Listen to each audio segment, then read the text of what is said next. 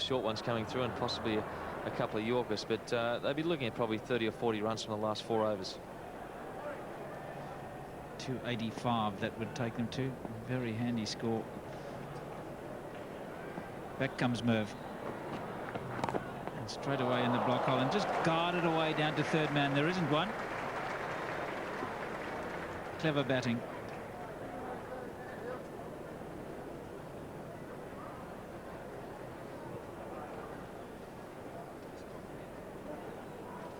Feels no third man. No, we're being generous, but we have to have 2 catches in place, and that costs us a little bit.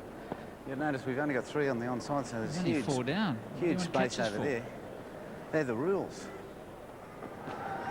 Who made up these rules? Oh, look, I just wanted to turn it right against the bowlers if I possibly could. But no, we've only got 3 on the onside, so that's where I was worried, and he outsmarted me, put it down third man. Now, I want to know if you're going to get the pads off and we're going to get the Merv at both ends. Well, I'm trying not to, because I haven't done it for ages. And I don't think we've got enough cushions.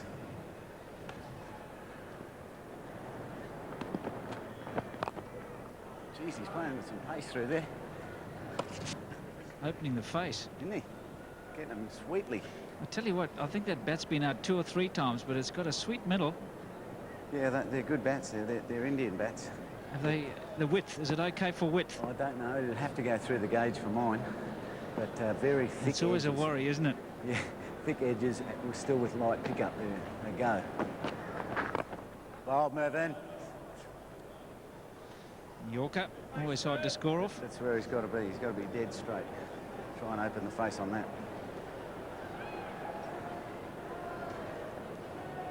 Adam Dale, alias Adam Akram, to come. And Courtney Walsh. Well, I think you might revise that if he's got a bat, Steve. 30 or yeah, 40 or 4. I think Adam Dale would be disappointed if he didn't get in front of Courtney Walsh here. But yeah, we might have to readjust that possible scoreline. It doesn't look like they're playing many big shots at the moment. Merv's actually bowled a pretty good over. It's the best set of Yorkers I've ever seen him bowl. So maybe he's looking for a comeback. That is a bad haircut, isn't it? Not often you've got more hair under your nose than on your head. None for 29 in his 7th over. Just the one maiden. No balls. And I think we'll forgive him that wide. He's still playing Merv, though. 2nd grade. There's the leg spinner. Up and over. Oh, no. That finger warning. And that's exactly what happened when Shane Warren took a catch for Victoria. There we are. He's just a little bit worried. I think he was concentrating just a bit more on that one. Made sure it came down. And Richard Hadley defeated by the slower ball from Merv Hughes, and he departs.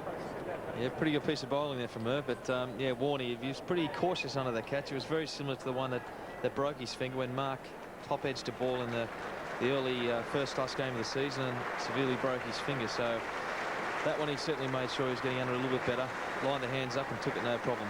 But fine piece of bowling from Merv. It's a slow ball out of the back of the hand. One he bowled quite regularly towards the end of his test match career. It's Richard Hadley going for the big shot, didn't quite catch it in the middle. There's a pretty comfortable catch for Warney, and he certainly didn't take it as well as he would have liked, but still it's out on the scoreboard.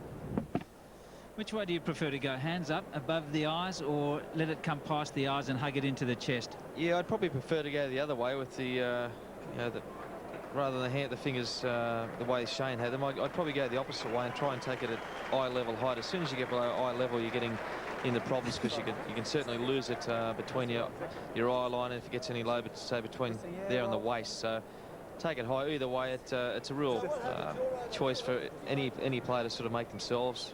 I would personally try and take it probably the opposite of which way Shane just took it. Yeah, it seems to be half and half, either the baseball style with the hands above your head, or letting it come in the orthodox cricket method and just hugging it into your chest. Adam Dale is the new batsman. He's also a left-hander.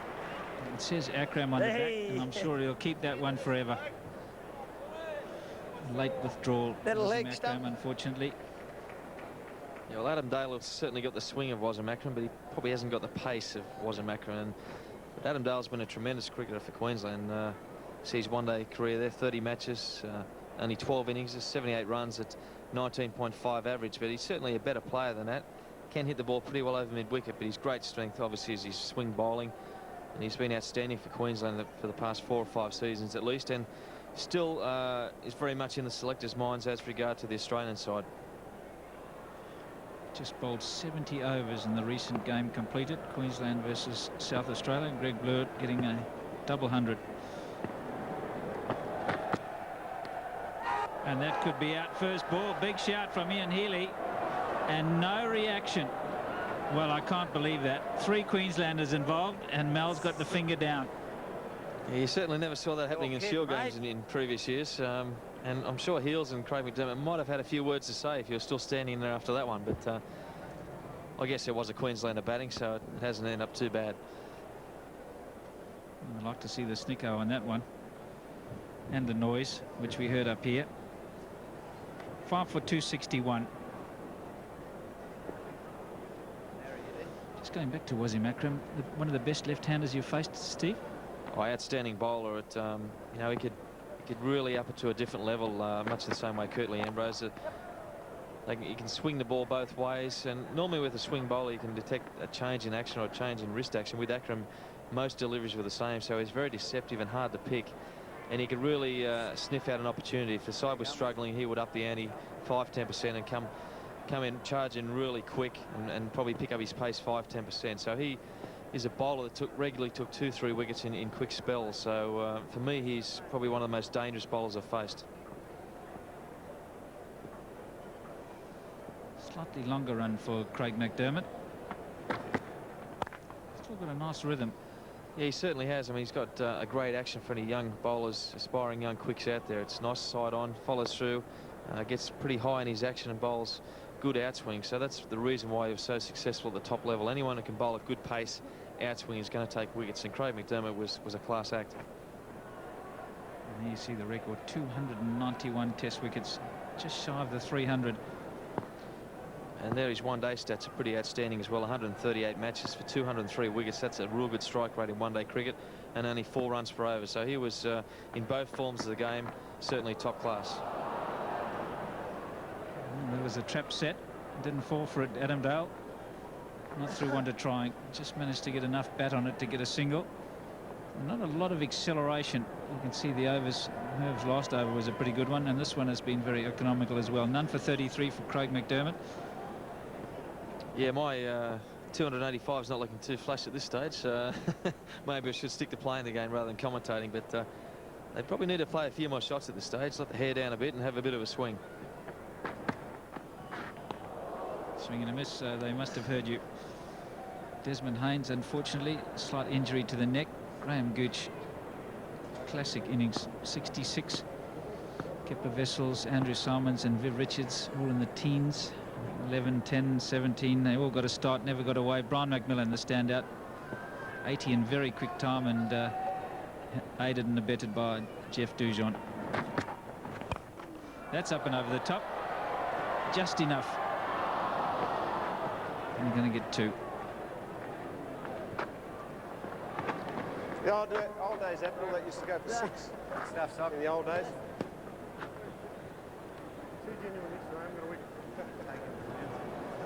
Looking forward to seeing him bowl a little bit later on. Abdul Qadir. Did you find him easy to pick? He really had a very good wrong on, didn't he? Look, I must admit, when I first played him, I had no idea which way they were going. After a while, I did get used to it, but he was a quality spin bowler, up in pretty much the same class as Shane Warne. Probably had the best wrong I've ever seen from a leg spinner, and really enjoyed his cricket. He got stuck in and gave everything a go. Was always at the batsman, looking to take wickets. He was an attacking type of a leg spin bowler, and I think the crowds really enjoyed seeing him bowl. He was in fact out here in Australia, I think 2 years ago, and picked up a lot of wickets in grade cricket down in Victoria. So he still is pretty much a quality bowler. Oh, a little flick of the wrists.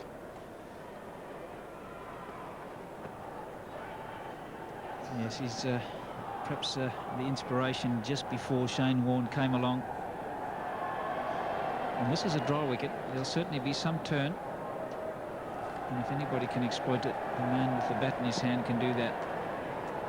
It'll be exciting to watch, there's no doubt about that. But it's great to see Merv and Craig McDermott together too. They're two probably underrated bowlers for Australia. The combination they had throughout their careers was pretty much outstanding. They'll go down as one of the great combinations in Australian bowling, alongside Lillian Thompson, and I guess from this era it might go down to someone like Brett Lee, Glenn McGrath, or Glenn McGrath and Jason Gillespie, and possibly down the track it might be Gillespie and Lee together. So McDermott and Hughes will certainly go down in the records as some of Australia's finest bowlers.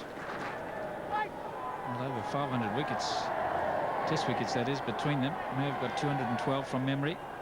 One of the few guys to get a hat-trick as well. That's not a well-known fact. That was in Perth. It was over 2 innings, the last 2 balls of 1 innings and the first ball of the second, and some pretty good victims as well. Yeah, it was a pretty exciting hat-trick, that one. 3 wickets over 3 different overs. I think the only time in the history of cricket it's been done, but 212 test match wickets. Great performance. And both he and McDermott were certainly pretty good with the junk food as well. You'd regularly see them eating a bucket of KFC or going to McDonald's, so they're pretty good eaters as well. Oh, it doesn't show, Steve, just as well. Very successful down the coast now, Craig McDermott. He's built houses.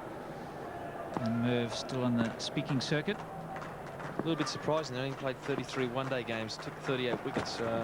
One game I recall is in Guyana, where he were in enormous trouble going to the last 10 overs. I think Merv bowled 5 overs for about 12 runs to set us up for a victory. So he was a pretty handy one-day bowler in his day as well.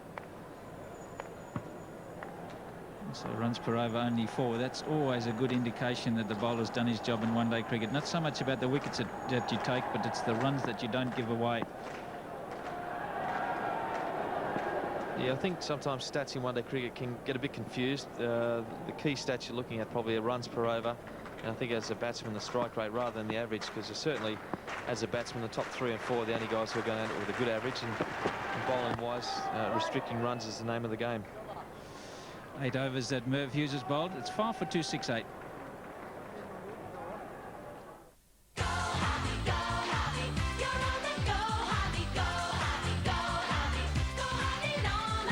Harvey Norman for great Christmas gifts at affordable prices, like an NEC 34cm remote control TV for $299. This LG 51cm Flattron colour TV with true flat screen is great value at $599. Pay just $1,099 for a Panasonic 68cm stereo TV with bonus stand. Spoil someone you love this Christmas with an LG 68cm Flattron colour TV for $30.99.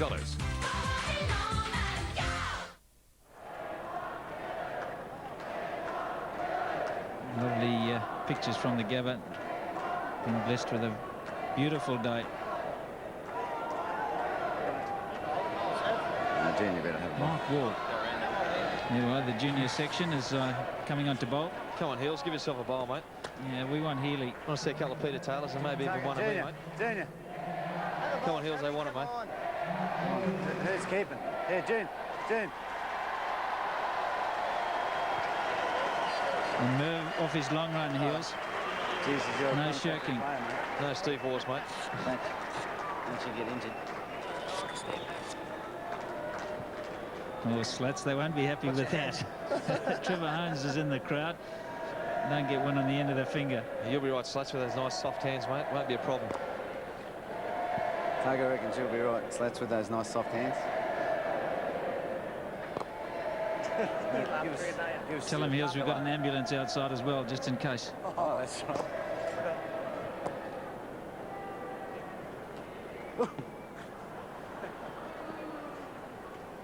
Michael Slater, is this a first for him? Have you heard about Slats? Slats, have you kept before? Gloves? Yeah, well, there's the question we're all asking, Yep. Heels. Yeah, he's kept before, he reckons, Barry. He's kept before. What's that, with a pen and pencil, keeping the score? Probably Lake Albert under 10s, I'd say. He's kept bees in a hive. But he's probably kept, Wagga Wagga under 8s. You can't get the gloves on. Don't worry, I've got no idea about the crease here either. Now, how long is it, Heels, since you had a bolt? When was AB's testimonial match? About 6 years ago. That's about it. I think it's got to be Terry Alderman first up. We want a big loosener first. You better get loose, mate. Vic. Heels on back and you do a calf muscle, Yeah, mate. Left or right one, you reckon? I'm in big trouble, I reckon it's right. It's a bit niggly. My groins are killing me. My hands are sore as anything. The physio's on standby, don't worry. Yeah, we've got 2 physios, 2 rubbers and a doctor down there. We'll need them all. Terry Alderman. Terry Alderman, here he comes. Clemmy Alderman. Wipe a smile, looks good. Arm up nice and high, Heels. Oh, that's on the spot, right on the money, first ball. Don't forget to abuse the umpire, mate. I haven't done me. Oh yeah, that's right. I've got to bang the crease. Clemmy was never happy with his foot marks. This is how he used to sledge the umpires. Whenever you saw him doing that, he's having a good comment. Yeah, it's good technique, and the cameras don't pick that one up. No, the microphones would have started to pick him up. And now we'll do. I better throw in a Merv, eh? Big Merv. Better do one with a short run at the end, otherwise you'll be out of breath, mate. Big Merv as an 8-year-old, being this slim.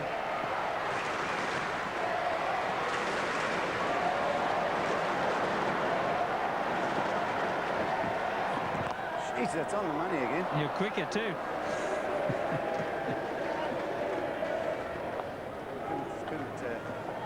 I'll have to throw me Peter Taylor in here. Does everyone remember Peter Taylor? PT, I hope you're watching, mate. Peter Taylor. Peter who, they said. Jeez, And he turned out to be a good servant of Australian cricket. I think this is Heels' trump card too. He's got this one down pat. This is a long time though, Tuck. Long time ago. Very serious, wasn't he? Get the elbow nice and high. That's beautiful. Ball a good tweak. And a big swing.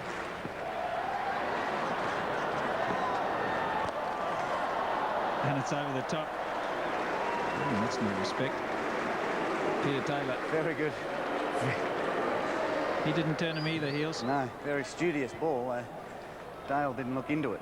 Didn't look into it enough. Chippy. PT would have just choked on his cup of tea out there on the farm at Moree. Geez, who else have I got, Tuck? Been watching that. He'd probably better throw me in there, Heels. Oh, Steve Waugh. With that dodgy Righto. back. Steve Waugh. Hang on, I've got to go back to the crease. Steve Waugh. Right, he'd probably thrown a sledge or two in here too to the batsman. I'll be just asking advice from you, Heels. What's going on? How bad's he going, Heels? Going all right? Jeez. Oh, then off he goes. Whoa. We're all watching with interest now. And he got the limp on. The dodgy back will coming in somewhere. It's better than my action now, I think. Oh, he's got a wicket here. He's got a wicket. No, he hasn't. Just one. That big, come on, Vic. No injuries, Tug. You'll be pleased to hear. Ah, you've come through that nicely, mate. Done well. You're moving pretty smoothly, though. This is my last. This could be my last ball to Abdul, so I better bowl one of him. Actually, I've got no idea. I haven't done this for 100 years. Is it a wrong one?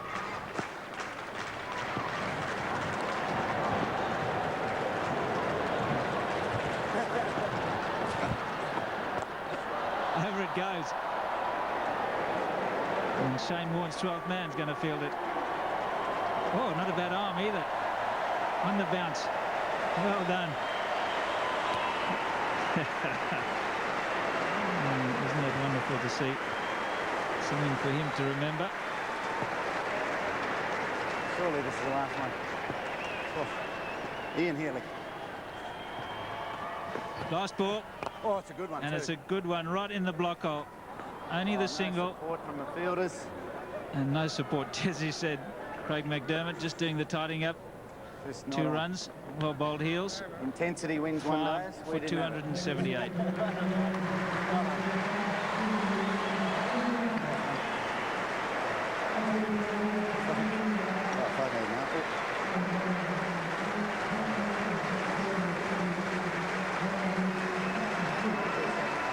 Oh, mate. Oh, it was on the spot, wasn't it? I didn't do Malcolm though on the day he passed away. 45 overs then been completed. Ian Healy, Hey, thanks, alias I used to have a Merv better one Hughes, yours, but I lost it at the day. alias Abdul Qadir, Thanks, man. alias Steve Waugh, and sundry others. Very good last over to end with. Brian McMillan, the star, with Almost 81. got him out. Graham Gooch got 66. And Jeff Dujon got 33. Ian Healy just leading his side off the field. He could be reasonably pleased to keep them down to 278. Be a good chase for the Australians. Yeah, certainly a very competitive total, 278. And on a pretty good wicket, I would expect the home side to go pretty close to getting those runs. But pretty good all-round batting performance. Yeah, thanks, Here they are. Merv Hughes. He bowled. Shane Warne, he was impressive. I thought Shane Warne coming back, it's obviously not as intense a game as he normally plays in, but it's always nice when they come out beautifully, and a little bit of in-drift and some turn for Shane Warne. So he'll be pleased to be back in action. We've got the captain of the Australian 11, Ian Healy, down with Neil Evans. Well, Heel, 6.2, I believe, is the required rate. Happy with that? Yeah, actually, I think we probably are. We'll have to utilise the top 6 thing. We've got 3 current players in there, so we've got to get going and let them release the shackles and see if we can't get good runs early. Mate, nothing like a variety mixed-up economical over right at the death there. It wasn't bad, actually. I thought it was on the money. A couple of Yorkers there kept Abdul entertained. Anyway, that's the main thing. I think Abdul's going to keep us all entertained tonight. That wicket will turn a little bit for him, and I know he's pretty determined. So, and he didn't want to get out either. It is nice and dry out there, isn't it? So it's going to be interesting because, as you say, they'll probably spin there tonight. But there's some good wallopers in this side. Yeah, we've got some good players. Slater, and I think Tubby Taylor's going to open with him, and hopefully there'll be a run out or two there. Mate, the $64 question around the GABBA, where's Healy going to put himself in the order? I'm going to play a floating role, make sure I have a good hit and maybe even get a second towards the end, but, you know, to take the pressure, and I've got to take some sort of responsibility for my match, so I'd love to just slip into about 11, but I'm going to have to go a floating role through the middle order. OK, and what about Desi Haynes? I'll tell you what, he struck the ball well out there, but he had to retire hurt. You didn't put him under pressure again, did you? Normally he used to bat with those sort of injuries and peel off a big 100 against us, but no, it was unfortunate because he was getting his eye in, getting himself set, and things were starting to flow. But yeah, I hope he's okay. I saw his interview, and I hope that it settles overnight so that we can get some of this happening later on. Well, mate, you've still got plenty of respect in the game because you're able to bring Merv back into the attack and all those quick bowlers late in the innings. Took me about 15 overs to convince both Craig and Merv to come back for their second spells. So they did really well when they came back. They got it up there, and I agree with Steve Waugh. They are one of the most underrated combination of bowlers we've had in Australian history, and I like them both, love them both. Yeah, no, it's a very good point. Certainly you must be honoured, though, the players that have come from right around the world. Yeah, it's a big honour. It's either a big honour or we're pretty bored. You know, we've got nothing better to do around Christmas time. I'll take the first choice because Christmas is tough. And to travel so far, a lot of these blokes, I'm really privileged and thankful. All right, mate, well, you better go and cool off and get ready to put those pads on and entertain this crowd tonight. Yeah, it could be embarrassing or it could be entertaining. All right, mate, all the best. Ian Healy, and that's what his team's got to chase. 278. Graham Gooch got 66. Bessel, Simons and Richards got started, but really didn't get anywhere. Jeff Dujon got 33. Brian McMillan, he was the standout, 81. Alfie Langer, just the one over against Pat Rafter. That was a good contest. 10 he got. And then just a little runs at the end for Abdul Qadir and Adam Dale. Bowling, Craig McDermott, 8 overs, none for 35. Merv Hughes, 8 overs, 1 for 31. They both finished off pretty well. Kept it tight in the last few overs. Stuart Law walked away with the figures, 2 for 20 off 4. Andy Bickle, 8 overs, 1 for 68. The boys took a liking to Bick a little bit there. Shane Moore, 9 overs, 1 for 38. He'd be pretty happy with the way things went out there. Every bowl at this stage is invaluable for his comeback progress. Alan Border, 4 overs for 41. Can't say much about that, but he's one of the selectors, so I'm going to be kind to him and not say anything about it. Michael Slater, 2 overs for 17. Pat Rafter, 1 over for 10. And Ian Healy, 1 reasonably impressive over from the captain, 10 runs also. Well, we saw that interview with Ian Healy, and one of the most celebrated highlights of his career would have come in the last tour of South Africa in 1997.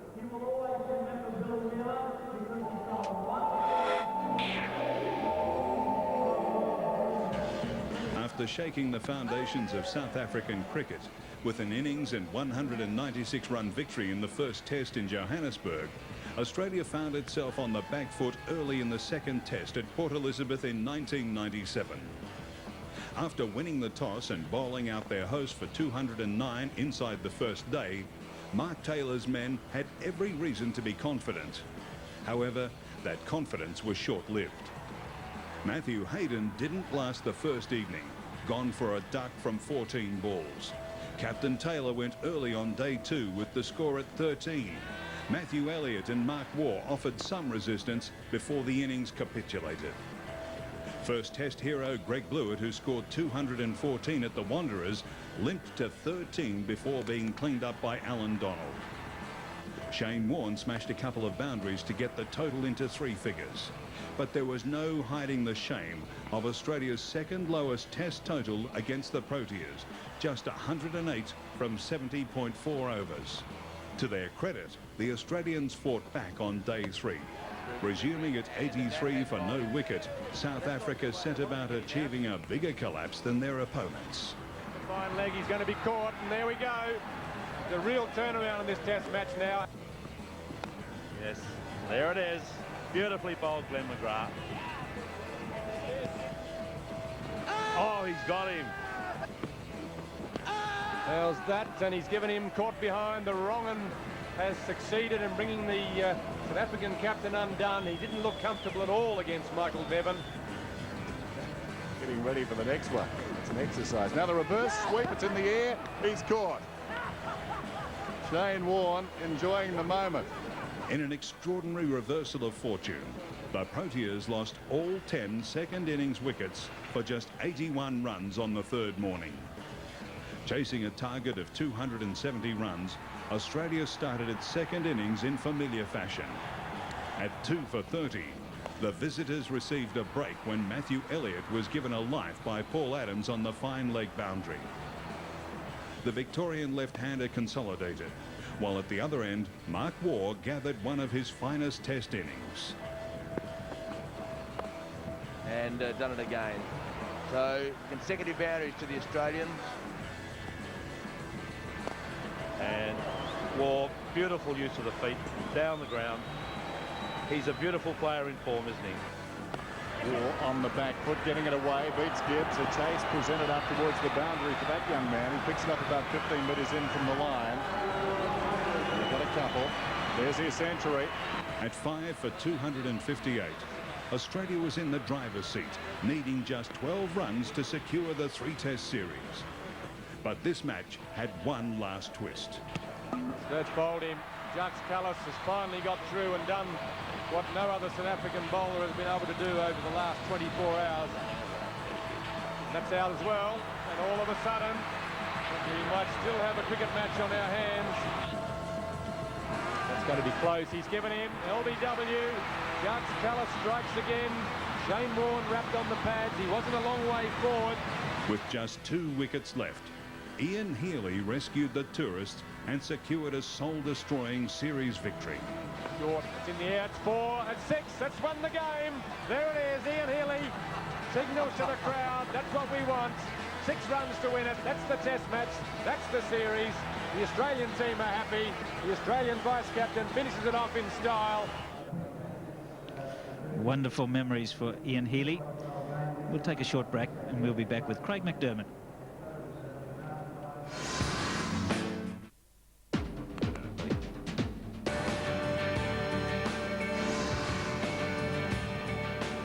...291 test wickets, and Craig McDermott is with Neil Evans.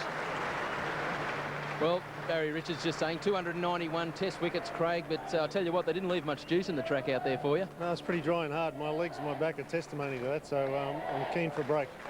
I'll tell you what, these guys, you bowl to these former players a lot, some great battles, but they haven't lost much with the bat. Oh, no, they haven't. They struck the ball pretty well today and very sweet, particularly Brian McMillan and early Desmond Haynes, but he did have a second life, but I'll have a chat to Mel Johnson about that later on. Great day for Hills when you consider this time of the year, the amount of cricket that's played, to be able to pull all these players together so quickly. Well, I think that's just testimony to the man, actually. I mean, he's been a mate of mine since we were 10 years old, but he's a fantastic cricketer, a fantastic bloke on and off the field, and, you know, to have such a crowd here today, you know, at Christmas time is just, as I said, a great testimony to the man himself. We know those impersonations he can master, but I didn't see a Billy McDermott impersonation there at the end. No, I haven't got enough idiosyncrasies for him to take the piss out of, unfortunately, so maybe another day he might. Who really impressed you in the World side? Oh, look, Brian McMillan hit the ball very well, and also, you know, like Gucci, I mean, he looked like he hadn't even stopped playing the game. I mean, but it's amazing what batters do when there's a couple of bucks up for grabs, the man of the match, so they'll put their head down and get a few runs. Heel says he's going to float up and down the order in this run chase. It's a fair run chase. Any chance of pinch hitting through the night? As long as he doesn't float past me at 11, I'll be happy with that. All right, mate, you better go and have something to eat, and we'll see you later on tonight. And a lot of ice. Cheers. Okay. 278. I've got David Hooks with me. Is it enough? Oh, no, not enough. You would hope that a team with current test players from the best side in the world, Barry, against some old blokes like Sir Richard Hadley and Adam Dale and Abdul Qadir, No, look, it's going to be a great run chase, and I think that with Brian McMillan retiring, that probably cost them about 20 runs, but the most important thing is for everybody to get out there and get a hit. But Graham Gooch played particularly well, and I think Kepler Wessels may well be the first man ever giving out a LBW in a testimonial match. Yeah, there was a tough call, mind you. I think it was out. Mel Johnson giving Stewie Law the first of his 2 wickets.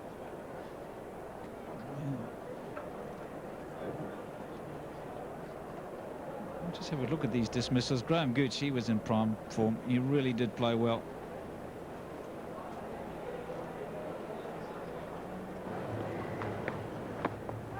That's very close. Oh, he's giving him.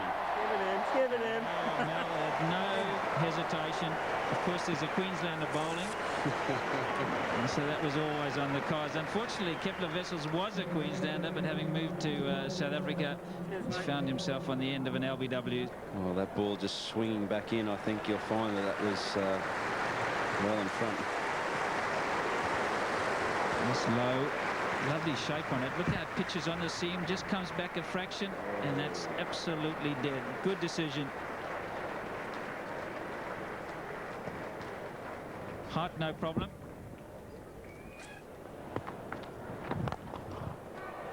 And got him.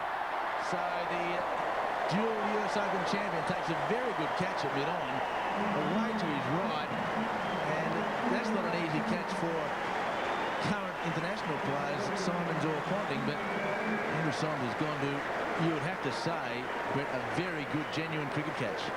I think that's hurt his hand, that one. The cricket ball tends to be a lot harder than the tennis ball these days, and see him shaking his hand there, but that was a fantastic catch. Well, if you're going to get out and got something to tell your grandchildren, I suppose you might as well be caught by Pat Rafter. A very good catch. 10, just 8 balls as he's replaced by the greatest post-war player, Sir Vivian Richards, but he's out. So Simons again, and the ball in the air, clipping it wide. And very good catch, and it pleased Pat Rafter. Why wouldn't he be? Once again, Stewie Law push that one through a little bit quicker. And a great catch. And got him. Well, the leg break. And Andy Bickle gets the great man out. Just trying to drive at the ball just a little bit slower in the inside edge onto the stumps. So Andy Bickle, the man to get the wicket of Viv Richards with the leg break, inside edge off stump. And the oohs and the ahs of the crowd, but he should be back at some stage in the next 17 overs or so. And Gooch will hit him straight down the ground to mid-on, and he's out.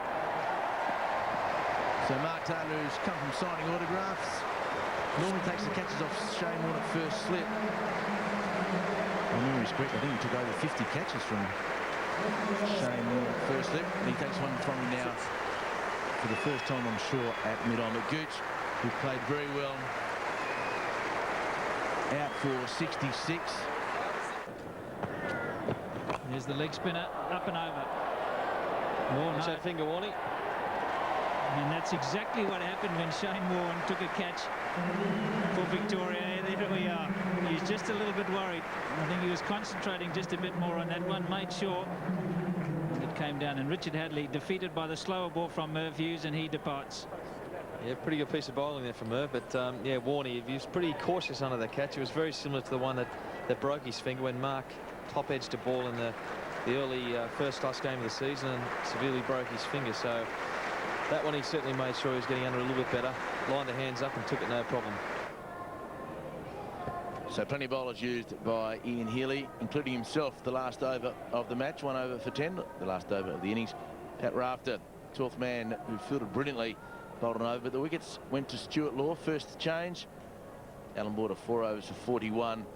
And Andy Bickle, because he had a bit more pace than the others, made it a bit easier to bat. So he bowled 8 overs for 68.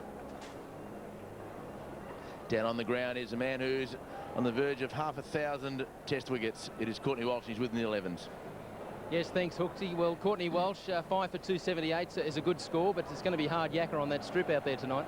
Yeah, look, a good flat bottom wicket. I was hoping to get in, but I didn't get a chance over not. But the way the guys played was extremely well. I think it should be enough to make it a very interesting game, and hopefully that myself and the rest of the bowlers will put up a good show for Viv. Certainly, you'll probably need to take a few scalps out there to keep this game competitive. But it must be great to be, playing with some of your old teammates and that sort of thing. Yeah, it's great to come and play with some of your old teammates and some of the guys I've always played against. Looking back at it, in my team, I'm probably the only current player who's still playing, and it let me feel a bit strange. But it's good to see people like Slates and Marco and stuff out there playing on the opposition team, so it doesn't feel too bad then. And I guess it must be good to play in a game like this for someone who's been around so long, particularly with the pressure that the current West Indian touring squad are under, to be able to come to a game like this with so many great players of past and present. Most definitely. I mean, when Ian rang me up during the Olympics and asked me if I would be interested, I said, well, I'll come and play if I'm on tour, and if I'm not on tour, if you can get me here, I'll come and play. So coming to play the game for him was never a doubt or any question beside that. It was just great to get a chance to come out and support him, really. How tough has it been personally for you? I know you've seen the real highs of West Indian cricket and now the tough times. How is it stacking up for you? It's as I said, we have seen the good times and now seen a bit of the bad times, and I'm hopeful that the bad times won't be around for too long. But it's an experience, it's a learning experience, and one that hopefully will put me in much better stead in terms of the future of West Indies cricket. And if there's any input that I can by doing or saying anything, it's just good to be able to compete at the highest level, and also to give the Australians credit for the way they've been playing, because they've been having a great series and they've been playing good test cricket for the last couple of months, really. They certainly have, but I guess there's an opportunity too to chat with guys like Viv and Desi about, I guess, different eras and the way the side is going at the moment. Yeah, most definitely. Those two guys, I've been watching it from a distance. I've played with them for a number of years. It's good to just go and ask them questions as to what's actually going wrong, which way we can improve, and how they see it from their side of the fence. And it's interesting to hear what their views are, and hopefully I'll be taking that forward into the next game and try to impart some of their knowledge onto the younger players as well. Well, I'll tell you what, Desmond Haynes looked $1 million. He was only out there for a little while. He tells me he borrowed a bat, went round to Gordon Greenwich's house to borrow a bat, and he let him pick one of his favourite bats, which did the job. Most definitely, and he looked in good nick. I was disappointed that he got that neck problem, but looking at this, I was wondering if he wanted to make a comeback. Well, you might be able to talk it into him later tonight. No, you was telling me to tell Viv to make a comeback as well, but I think it's just good to see both of them out here playing, having fun, and being the characters they are. All right, mate, well, let's hope that... do you know if you're opening the bowling? First use? Well, I don't know. The captain and the senior pros will have to decide that. I mean, playing in a team with Sir Richard Hadley is going to have to have first choice as far as I'm concerned. So he said to me, you're bowling up or down, and I said, anything you decide on. So it's up to them as to where they want me to fit in. I'm just happy to be here with such great players, to be a part of it, and to come and support Ian Healy. All right, well, let's hope you get a couple of scalps tonight. I'm hoping so. Thanks, Courtney.